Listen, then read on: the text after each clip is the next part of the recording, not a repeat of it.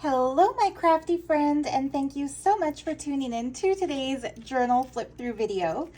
I've made something for my beautiful, talented, inspiring, just all around amazing friend, Kat Stone. If you haven't seen the flip throughs of the paper doll books that she made for me, please check them out. They're also on my channel. And yeah, she makes things that are just absolutely magical. So I wanted to make something for her that would be absolutely magical as well. It's a little surprise journal, sort of a Happy New Year gift, and the cover is made entirely out of fabrics that were given to me by Tanya, whose channel is called My Jewelry Addiction. She sent me a care package last year just filled with the most opulent, beaded, vintage, sequined, embroidered, beaded, and bejeweled vintage fabrics.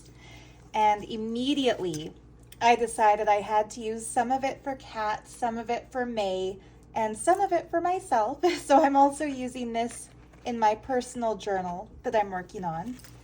But anyway, among her happy mail, there were also two stunning bejeweled elephants. And if this looks familiar to you, it's not the same identical journal that I made for May. It's just very, very similar. I used one of the elephants for May's journal and this one for Kat's. So yeah, it has sort of a hidden pop-out extra little journal within the journal. Isn't this pretty? I think of all the fabrics, this one is my favorite, the one that's kind of hidden behind the elephant book. But anyway, yeah, I know that Kat actually uses her junk journals for journaling, so I made hers with a lot of actual space that she can use. But I think I've also tucked in quite a few treasures. So yeah, some printable. The lining is this really fun sort of foil wrapping paper. And she can write here. There's a little cute tuck spot, whoops, over this vintage envelope. I originally intended for this journal to be a Christmas gift for her, and then Canada Post went on strike, so it's been sitting here waiting. But that's why I picked an envelope with kind of a Christmassy winter scene. See the guy carrying his Christmas tree? Anyway, into that first little pocket, I tucked this adorable vintage greeting card.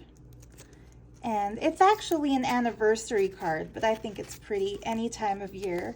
And what I love about it is that the card part is an actual little book that opens. So that was just a fun little ephemera bit to tuck in. Inside this envelope, I've included one of my favorite things I've ever found in an antique store. It's a little book called Goblin Market that was made, I'm sure it's over 100 years old. I'd have to check the exact dates, but the art in these first two pages is just absolutely magical. And a lot of Kat's art includes fairies, and so that's why I felt like she'll appreciate this. I love the stars in the background, the girl in her nightgown, and such a beautiful Art Nouveau front page. Let's see if there's a date in here. Maybe there's not. Maybe there's not. But it's definitely, oh look, a little tiny bookmark. So somebody read this and got to the end.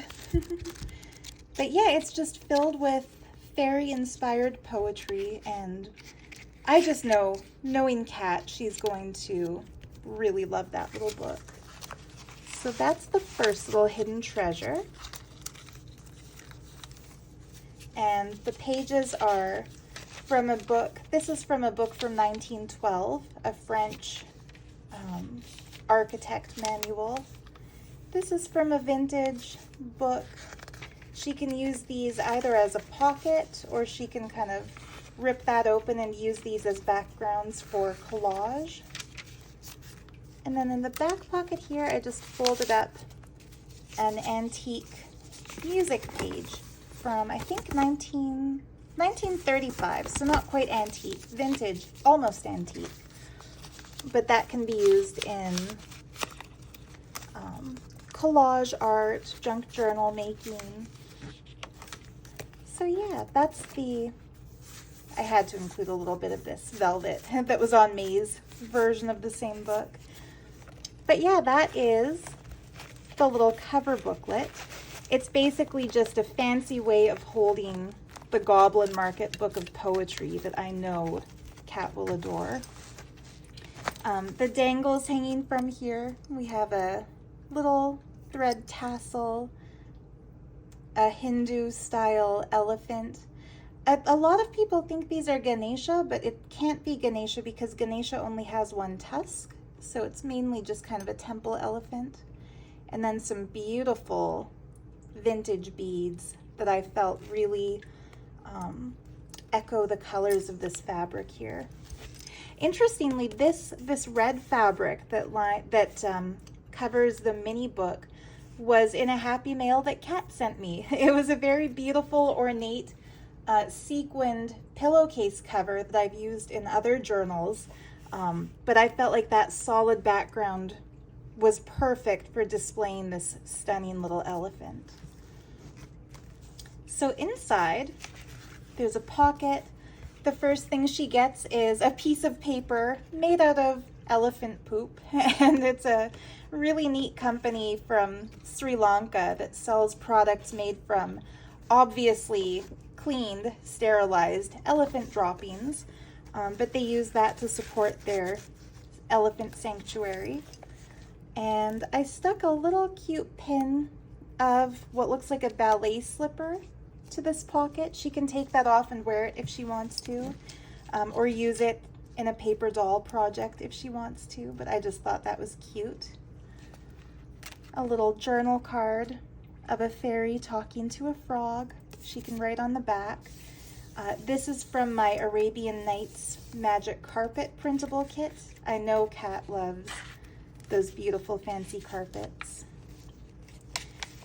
There's a belly band made from more of that elephant poop paper, and it has a journal card that I sometimes use. It's a vintage illustration of a mermaid gazing up at a prince, and I just felt like Cat would appreciate that because I know she loves the romantic but with emotion to it sort of imagery. So it's not a happy romantic picture. It's filled with that yearning and that longing and the love from afar and the separation of two worlds. And I love it. And there's also something that looks almost Persian in the architectural style. And of course that always makes me think of Cat because of her Persian-inspired art. And this cute little vintage Christmas card that's just filled with writing space. I think I had that behind this. I did. An illustration out of a kid's book. Love this horse flying through the air. The sun and moon. Thanks. On the other side of this, I made a pocket page out of a piece of scrapbook paper. The Book of Spells, very mystical. So yeah, a little vintage invitation that I found at a thrift shop in the mountains. Good journaling space. Some vintage wrapping paper, just because it's pretty. Lots of journaling space there, graph paper, a piece of paper that I coffee dyed, a stunning image of the reclining Venus. And I'm actually parting with one of my all-time favorite postcards because the lady reminds me a little bit of Cat herself. And I think it's beautiful to see her luxuriating on all her fancy pillows, wearing her beautiful laces, and writing in her journal. I also thought the reclined pose was not identical to the Venus, but similar enough that it works. And you can see the age of this postcard on the back. I bought this in Fort McLeod, and most of my vintage ephemera and antique postcards and things come from Fort McLeod. birthplace of Joni Mitchell, Kat's favorite artist. So I always try to include something from Fort McLeod in her journals. Where the Venus was folded over this old music paper, I made the tiniest little tuck spot pocket and included an off-print of some beautiful Arabian-looking paper. This is from the Boho Bohemian Bazaar kit by Medieval Mirage. And I always save the edges that I cut because they make great secret journaling space. So she could write some kind of special message there. And I think anybody who doesn't know the journal would think that it's just a decoration. Cute little peacock journaling card. Not a lot of space for writing on the back, but definitely some special words could be put in those spots.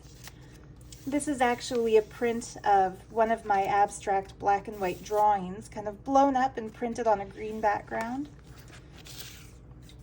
Beautiful Art Nouveau image of a girl looking up and talking to maybe her fairy spirit, maybe a guardian angel.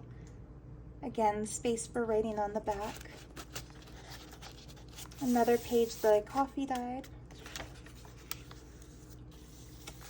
Beautiful old illustration from, I think it was a Gaelic? No, not Gaelic. I'm sorry, I'm having a mind blank, but this particular language, it's one of the British languages, but I'm sure it'll come to me as soon as I'm not filming. Stevie Nicks often talks about the witch Rhiannon being from this culture, so somebody will know what I'm talking about. A lovely coffee-dyed page by May. A page out of a 1960s manual for typing, how to use a typewriter.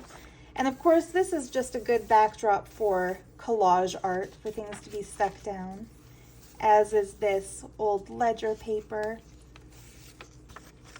I love these. I bought 2 sets of these stamps. There were only 2 available, and I picked up both of them. They're Japanese stamps from the 1960s, and whoops, the imagery on the stamps is beautiful, but what I think is even more beautiful is the illustrated phoenix in the background. More book page, collage background, a vintage greeting card with a little butterfly that's of course adorable, some old music paper. I thought Kat would appreciate this postcard. My Auntie Marilyn actually picked this up among a set of Chinese postcards that she found garage sailing, and I think that was the coolest of the bunch. Some cute panda paper, blank on the back.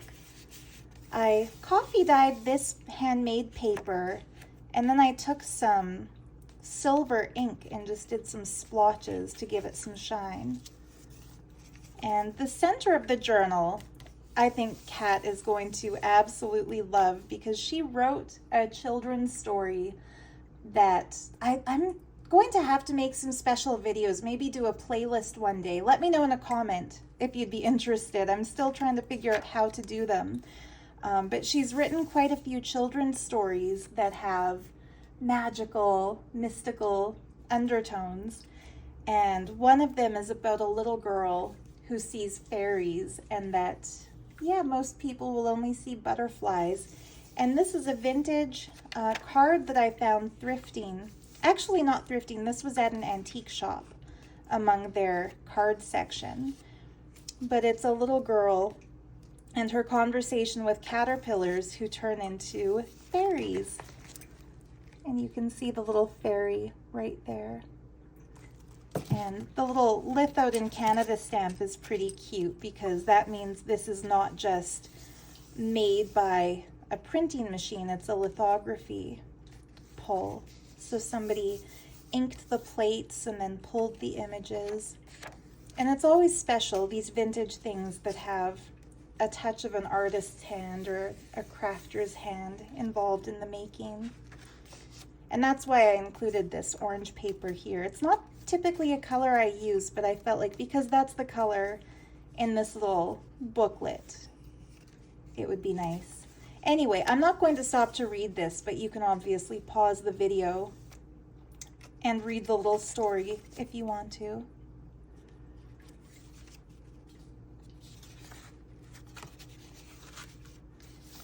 Then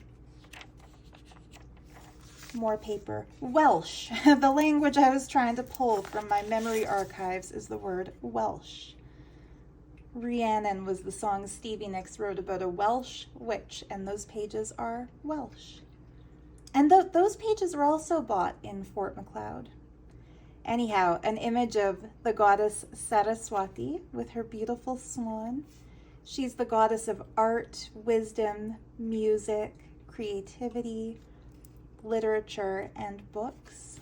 And so I love including her image in journals. And I cut this beautiful illustration out of another kid's book, and I felt like Kat would appreciate it because the clothing is just so ornate and so detailed. The layers of fabrics, the headdress the girl is wearing reminds me of the kind of clothing styles Kat would use in her paper doll work. The other side of that card. This page could be used very nicely for journaling. A little journaling card out of some pretty foiled scrapbook paper. Blank on the back. I inked the edges just for dimension, but she can write on it. And I found this single elephant earring in a junk jewelry jar, and it's just so cute and so playful. And I thought Kat would appreciate that in her elephant-themed journal. A gorgeous, vibrant jungle painting with 2 wild cats. Journaling space on the back. Oops.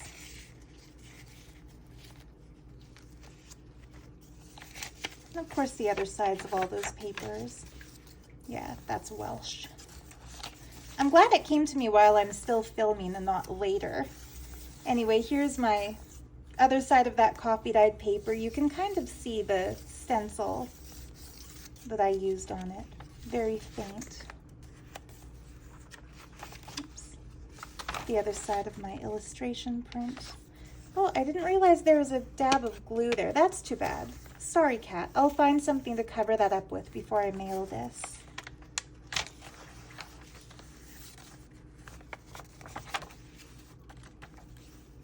But yeah, so this is very much a working journal. I love that. Don't you love this wrapping paper? And in the back, I made a pocket out of some more really cool trim that was in the Happy Mail from Tanya. And I stuffed into it a piece that I found in a thrift shop in a mountain town called Pincher Creek.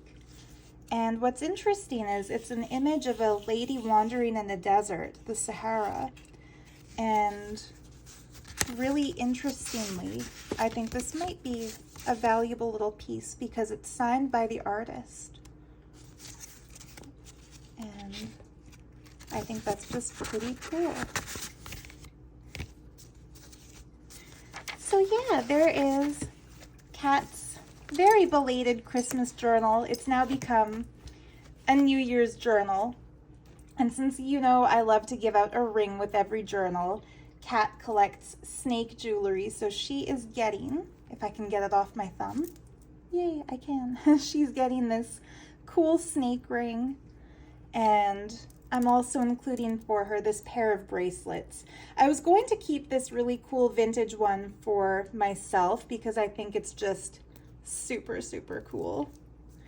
But every time I look at it, I think of Kat and her snake jewelry collection. And honestly, I just feel like she'll get more enjoyment out of it than I will. So that's going to be wrapped up in the package. And so is this cool natural semi-precious stone bracelet that I actually made it for myself. It's been in my collection for years. But Kat recently showed me some bracelets that she likes, and they all kind of have a lot of dangling elements, and I feel like since I'm not really making this kind of jewelry anymore, I've definitely gotten more into the paper arts and the books than the jewelry, but I figured she would love this one. So the stones are pink lepidolite. That's the main stone going around the length of the bracelet. That's a stone for love and emotional healing. Rose quartz, which is a stone of romance. Some blue included quartz. That's these three. That's a stone for intuition, mystical awareness. Turquoise for self-expression and empowering the throat chakra. Prehnite, which is a gem for universal wisdom, connecting to higher consciousness. We have a couple of pale amethysts here and a darker amethyst there. That's a crown chakra gem, really good for connecting to the angelic realm. Some serpentine, which is a kundalini stone, and one of my favorites, iolite, which is a third eye, intuition, mystical awareness gem. So of course you don't have to believe in crystal powers and crystal healing to appreciate the beauty of natural gems. I just love seeing a bunch of vibrant colors and knowing that there was no dye used to achieve them. It's all just a natural assortment of shades and tones. So anyway, I hope you enjoyed this shorter than usual video. Kat, I hope you adore your journal. It's all about the cover on this one, the cover, and then of course what you'll put into it. But yeah, thank you all for watching. Much love and light. Bye for now.